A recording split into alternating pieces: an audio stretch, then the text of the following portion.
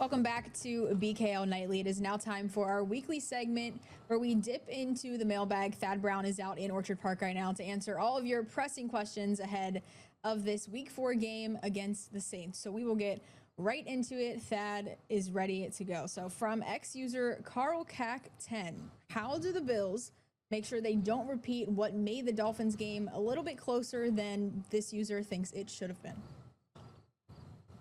Yeah, I think first of all, the Dolphins are just a better team than maybe their 0-3 record might indicate. Maybe not a lot better, but better. And I think they're certainly better than the Saints team simply because they have a quarterback who's not brand new.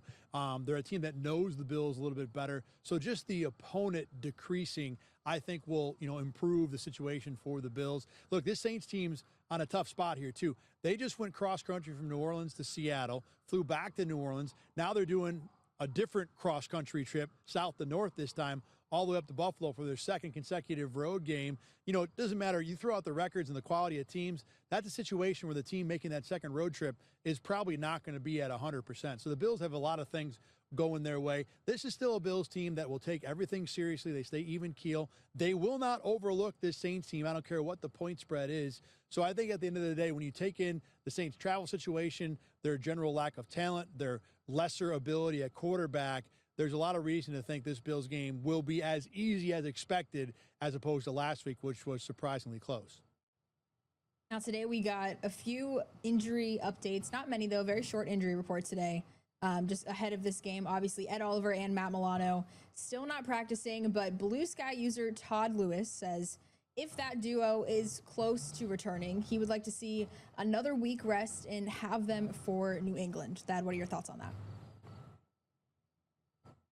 Yeah, I think the Bills will probably play it that way, too. And although the Bills won't say anything derogatory about the Saints or, like I said, overlook them, they understand the situation, not only because the Saints are a team that by the point spread the Bills should handle and, by any other measure, you would think the Bills will be able to win this one pretty easily, but they're also 3-0, too. Separate of the opponent, they've built up a little leeway for themselves when it comes to going forward. Obviously, you don't want to drop this game, but, maybe if they had lost to the Ravens or if they hadn't been able to finish off that game against Miami, they view this one a little bit differently. Either way, this is a spot the Bills know they have a chance to rest guys. I don't think you'll see Milano or Ed Oliver in this game, even if they are close. This is one where I think the Bills will be very smart and play it careful with anyone who is on the border.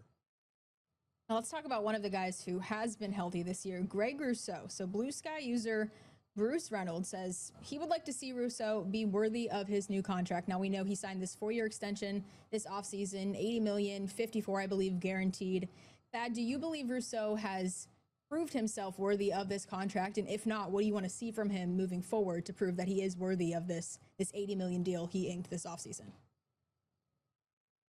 I think that he was worth the contract and has proved that by what he had done before he signed it. The prior 4 years here, every year getting better, becoming a very respectable, maybe not dominant, but high-level edge rusher. I will say the first 3 games this year have been surprisingly quiet from Rousseau. Now, some of that is this game against Miami is a spot where it's really hard to get pressure from the edge because the quarterback gets the ball out so quickly. That said, I don't think Rousseau has played at the same level or a level that he would be satisfied with. So he's certainly a guy that I'm watching to see if we get the player who we've seen the last couple years. The thing about Greg Rousseau is that if there's anyone on this defensive line, when you talk about game after game after game, regular season playoffs, whatever, if there's anyone that I think the Bills can depend on to do what he does most often, it has been Greg Rousseau. So to me, the fact that he hasn't been at that level so far this year makes it all the more surprising. But to answer the question, I think we'll see the old Greg Rousseau very, very soon, even if I am keeping an eye open to make sure that it's happening.